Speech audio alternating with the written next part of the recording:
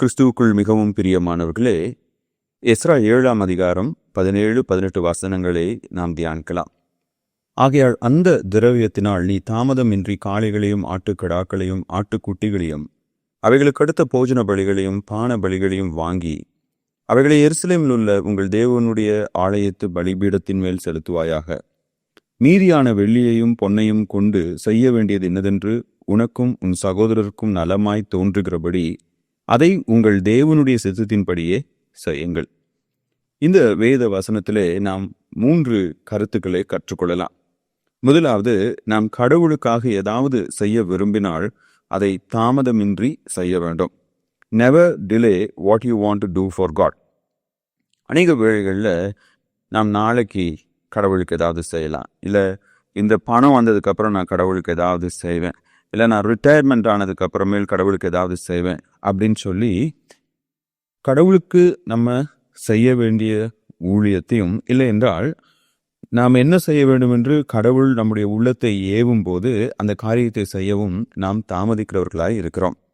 எனக்கு அன்பானவர்களே, நாளை என்ன நடக்கும் என்று நமக்கு தெரியாது. அதனால தான் பவுல் சொல்றாரு, நாட்கள் பொல்லாதவைகளானதால் காலத்தை ஆதாயப்படுத்திக் கொள்ளுங்கள். ஆபிரகாமுடைய வாழ்க்கையில எனக்கு பிடித்த ஒரு வசனம், கடவுள் ஈசாக்கை பலி செலுத்தும்படியாக ஆபிரகாம் இடத்துல கூறிய போது அவன் மறுநாள் அதிகாலமே எழுந்து கர்த்தர் தனக்கு கட்டளையிட்டதை செய்ய புறப்பட்டான் என்று வேதம் கூறுகிறது. இங்கே ராஜா எஸ்ராவை பார்த்து, நீ தாமதமின்றி உன்னுடைய தேவனுக்கு பலி செலுத்த போ என்று கூறுவதை நாம் பார்க்கலாம். இரண்டாவதாக, தேவனுடைய ஊழியத்திற்காக கொடுக்கப்படும் உடைமைகள் அனைத்தும் கடவுளுடைய சித்தத்தின்படி மாத்திரம் பயன்படுத்தப்பட வேண்டும். பாருங்க, 18ஆம் வசனத்துல சொல்றாரு, மீதி உள்ள வெள்ளியையும் பொன்னையும் கொண்டு நீங்கள் என்ன செய்ய விருப்பப்படுகிறீர்களோ அதை செய்யலாம், ஆனா அது உங்கள் தேவனுடைய சித்தத்தின்படி இருக்க வேண்டும்.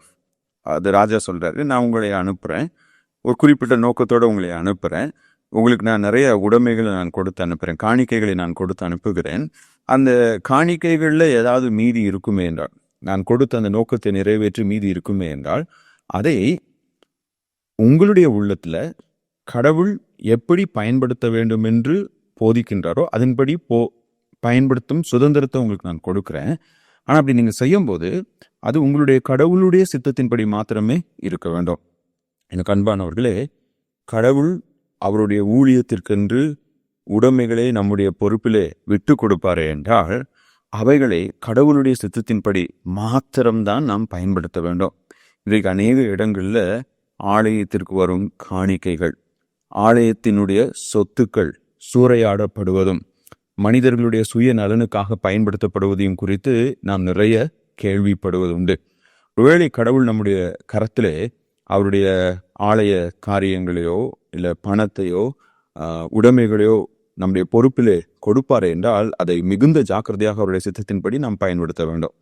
மூன்றாவதாக நம்ம பார்த்தோம் அப்படின்னா, தேவனுடைய உடைமைகள், அதாவது கடவுளுக்காக கொடுக்கப்படும் போது, அது பணமாக இருக்கலாம், உடைமையாக இருக்கலாம், பொருளாக இருக்கலாம், அது கடவுளுடைய காரியங்களுக்கு மாத்திரம்தான் பயன்படுத்தப்பட வேண்டும்.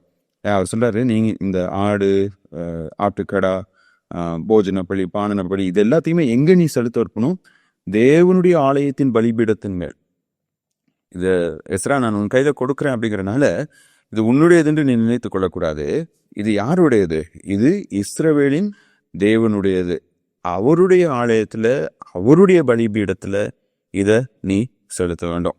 எனக்கு அன்பானவர்களே, ஒருவேளை நீங்க யோசிக்கலாம், எனக்கு கடவுள் எதுவும் கொடுக்க கிடையாது, எனக்கு சர்ச்சில் எந்த பொறுப்பும் கிடையாது, எந்த ஒரு ஊழியமும் கிடையாது, இதுக்கு எனக்கு என்ன சம்மந்தம்?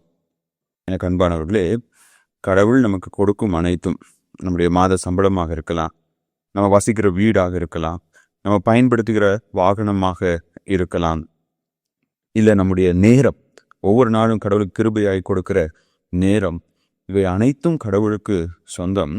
அவை அனைத்தையும் கடவுளை கனப்படுத்தும் விதம், பிறர் கடவுளை அறிந்து கொள்ளும் விதம், கடவுளுடைய அன்பை பிறருக்கு பறைசாற்றும் விதம் நாம் பயன்படுத்த கடமைப்பட்டவர்களாக இருக்கிறோம். பூமியும் அது நிறைவும் கர்த்தருடையதென்று வேதம் கூறுகிறது. அப்படி என்றால் நீங்களும் நானும், நமக்கு சொந்தமான யாவும் கர்த்தருடையது. அதை நாம் கர்த்தருடைய நாம மகிமைக்காக பயன்படுத்த வேண்டும். தேவன் தாமே நம்மை ஆசீர்வதிப்பாராக. ஆமென்.